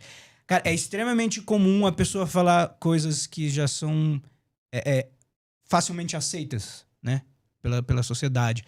Aí, às vezes, eu falo, eu comento um pouquinho, legal isso daí, eu gosto de tal coisa lá. E às vezes acaba rolando, eu falar, eu gosto de tal banda, uma banda um pouco mais de rock metal. O pessoal, eu adoro essa banda. Sempre quis cantar isso. Só que se eu não jogo, a bait ali, se eu não abro espaço, essa pessoa mesmo, ela tem vergonha de dizer para um professor de música que ela gosta. Ela não tem esse reflexo.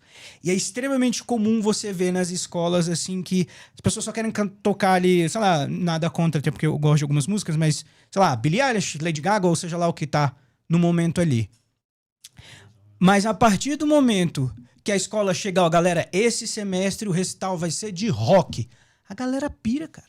A galera pira. E aí você vê essas pessoas perguntando pra mim, às vezes, quando veio cantando alguma... Ou às vezes, sei lá, é um recital que não tem nada a ver com rock, mas eu vou cantar uma música de rock metal. Você vê a galera me perguntando, você tem banda, onde você faz show, não sei o que, bababá, bababá.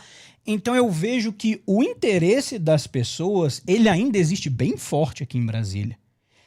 Só que a cultura não.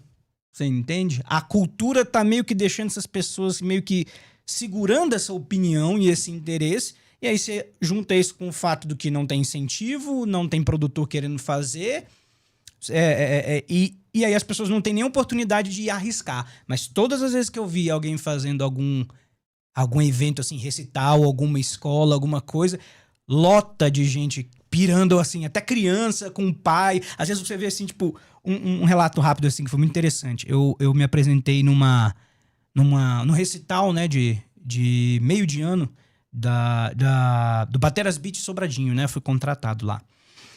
E aí, eu cantei várias músicas, né? Creedence, Guns, Linkin Park e tal. E, cara, era muito engraçado porque tinha um casal lá que tava sentado do lado da minha namorada que era de evangélicos, né? E era muito engraçado que o cara toda vez que tocava uma música mais pesada, o cara tava segurando na cadeira, assim, sabe? Ele tava doido pra ir lá e bater Religião cabeça. É um negócio importante pra essa discussão. E aí o que acontece? Só que como a gente não tá com essa cultura mais tão forte aqui, se ele levantasse lá e fizesse isso, ia ser totalmente mal visto, entende? Ainda mais como... Porque a gente tava numa comunidade da pessoa. Porque geralmente essas pessoas moram perto, né? Além de tudo. Então vai ter um vizinho, vai ter alguma coisa. Então acho que essa questão da cultura, ela precisa voltar a ficar mais forte, porque espaço pra lotar as coisas ainda existe. Ainda tem interesse em algum lugar ali da população. Tem uma questão só que permeia cultura, incentivo, política, toda essa parte que existe um espaço e uma vontade, uma demanda muito grande na periferia por rock. E outro exemplo, cultura geek. Existe existe uma demanda muito grande e não chega lá porque não é feito para esse público. Tô dando assim, o Hugo, né? Solitário na família dele que gosta de rock and roll. Só que ele mora em Planaltina. Pro Hugo ir ver um show aqui na Asa Sul e difícil. voltar pra casa de busão, ele tá ferrado, entendeu? Então, tipo, não existe essa, principalmente Brasília. O acesso também atrapalha, né? Sim. Se chover, então, aí que o povo não sai de casa. Eu acho que também com essas coisas de redes sociais que a gente tem hoje em dia, streaming, as pessoas ficaram preguiçosas também, cara, no geral, entendeu? Porque você vai nesses shows aí, sertanejos, essas paradas, é uma galera jovem, cara. Não é uma galera dos seus 50 anos de idade, 40 e poucos anos de idade. Esse cara aí, ele tá em casa vendo streaming, ele não quer sair de casa, ele tá cansado. Antigamente o cara não tinha opção, se ele quisesse se divertir, ele tinha que sair de casa. Então acho que também tem essa coisa de geração, né? Tem essa diferença também de geração. Talvez se o rock fosse um estilo em que a galera gostasse muito de se pegar, talvez a gente tivesse um pouco mais de sorte. Uma coisa que eu ia comentar... apreciar o som. Vai pra apreciar o som e tal, pra curtir. Uma coisa que eu ia comentar que é muito interessante, um dado aí que talvez... já tem algumas pessoas que estão pensando, né, a respeito disso, discutindo, que a gente tá para ter uma possível reviravolta do metal e o rock internacional, né? Existem alguns andamentos, algumas coisas que já estão começando a acontecer, né? E, inclusive, um vídeo do Rick Beato que eu tava vendo um dia, ele sempre faz umas análises, né, do Spotify para você poder ver como é que foi no ano, que tipo de estilo, que tipo de banda, que tipo de música cresceu, decresceu, blá, blá, blá. E ele tava comentando um vídeo que nos últimos anos, por incrível que pareça, o pop obviamente tá sempre instável, né? O pop ele vai ser sempre instável porque ele altera pra ficar popular ainda, né? Mas por incrível que pareça, hip hop tá caindo muito. O interesse pelas pessoas em hip hop tem, né, diminuindo muito, mundialmente falando. E uma surpresa muito interessante é que o country e o rock são dois, rock e metal, né, que sempre entra junto. São dois estilos que estão voltando a crescer nos últimos anos de interesse. A cada ano eles estão um pouquinho maior no interesse das pessoas no Spotify e em shows e etc. E recentemente a gente começou a ver algumas bandas que estão voltando a aparecer no mainstream, assim, até de metal pesado, né? Nem um negócio leve, não. Então tem muita gente hoje em dia que tá falando que a gente tá próximo de um novo momento, né? Do rock metal entrando com mais, né, vontade ali não, talvez não no mainstream, mas pelo menos já disputando espaço de verdade nos festivais e etc.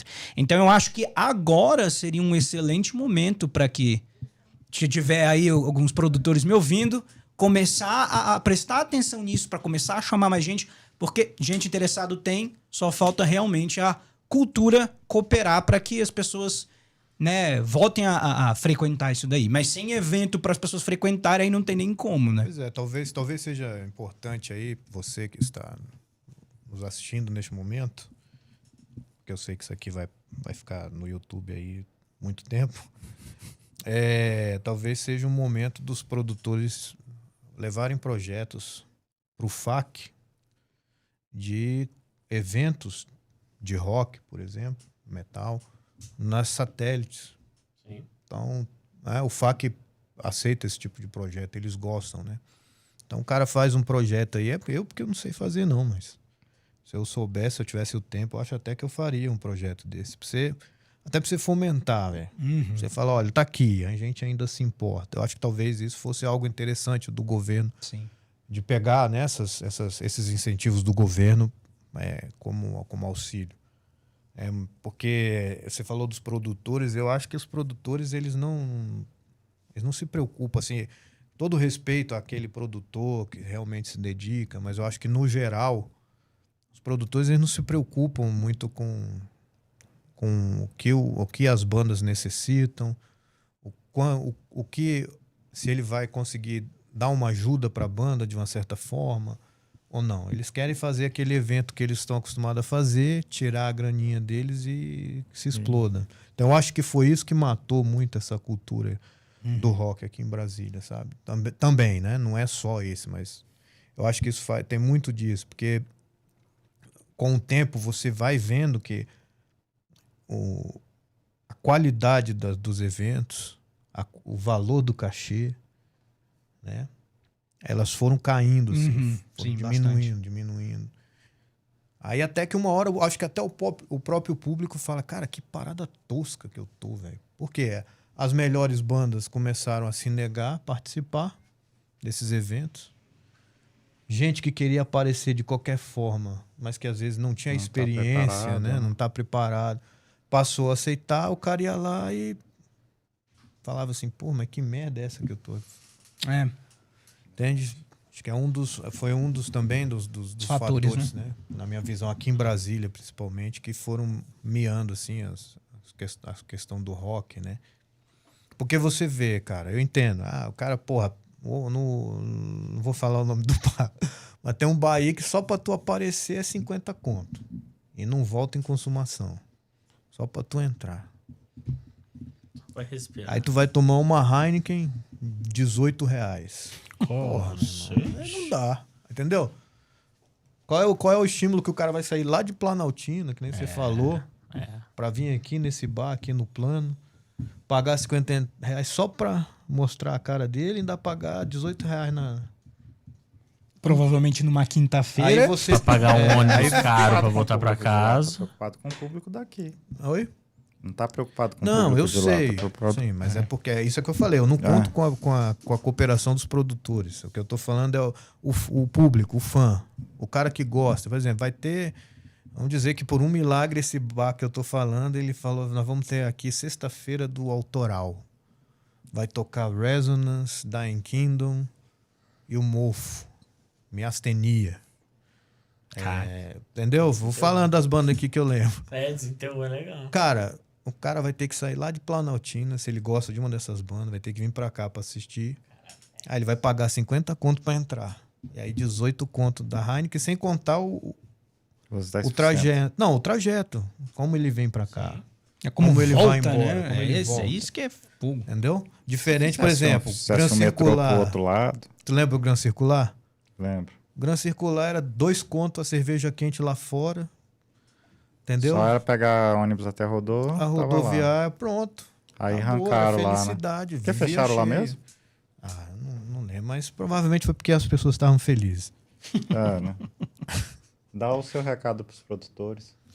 Produtores, essa banda aqui, ela é de muita qualidade, então a gente tá buscando parcerias de qualidade.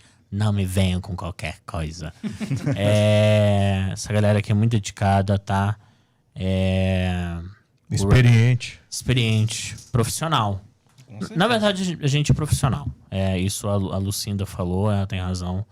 E a gente não se dá conta de certas coisas. Mas o nível técnico, o nível de produção, o nível musical, o nível de amadurecimento, eu acho que o Resonance é muito maduro. Nós que compomos o Resonance somos maduros, nós somos profissionais e a gente também não tem medo de ouvir, não. A gente não tem. Banda que você está procurando. Mas é isso, a gente não tem medo de ouvir, não. A gente pergunta mesmo. Recentemente a gente teve uma experiência de perguntar mesmo pra pessoa, gente grande. E, velho, você toma um não e segue a banda, segue o bonde. Segue o fluxo. Isso aí. Vamos encerrar? Vamos. Então é isso, Obrigado, galera. Luciano. Muito obrigado para você que conseguiu chegar até aqui o final desse bate-papo. Agradeço demais aí. Se puder, deixe o seu like, compartilhe, comente, que eu sei que isso vai para o YouTube, então tem que fazer esse... Compartilhe com o produtor. Se você tem algum produtor na sua cidade aí que está procurando uma banda de metal com muitos anos de experiência, inclusive internacional, só mandar ele procurar o Resonance nas redes sociais, tá bom? Então, desejo tudo de bom a vocês e passa a bola aí pro Gustavo dar o seu boa noite. Pô, boa noite, pessoal. Pegou de surpresa. Vini, dê o seu boa noite. Boa noite, gente. Obrigado. Obrigado aos guerreiros que ficaram até o final. E só para complementar sobre o Resonance, é uma banda profissional, uma banda séria e uma banda atualizada. O que é muito raro no cenário de rock, não só brasileiro. Sim. A gente é bem, bem, bem atualizado com o som que tá rolando aí. Beleza. Daniel.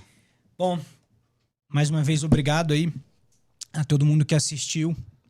E eu gostaria de dizer também que quem gostou, né, do que ouviu aí, do que viu, a gente tá em todas as redes aí, né, todas as redes sociais, inclusive o perfil da banda é @ResonanceBand, né, quem quiser seguir lá no Instagram, no TikTok, tá, nas redes. YouTube também.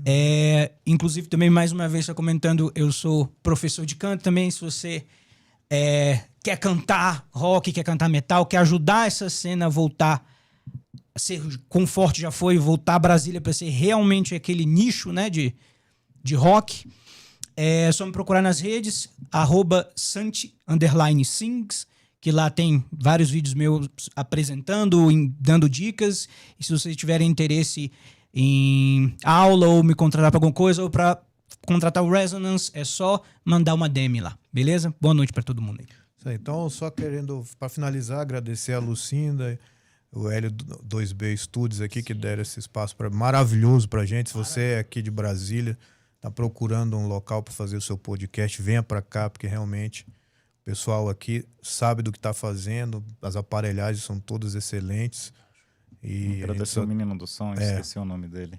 É o Lincoln. É o Lincoln, agradecer ao Lincoln também pela força aí, né? Passou, inclusive, do tempo aí que a gente tinha disponível, né? Mas foi legal aqui o bate-papo que a gente teve. Agradecer a Lorena. Agradecer a Loreninha, que já foi embora, né? E eu também o Fala Pandora Podcast, porque foram eles que nos proporcionaram este momento aqui. Tá certo? Boa noite a todos. Até uma próxima. Pessoal. Falou, galera.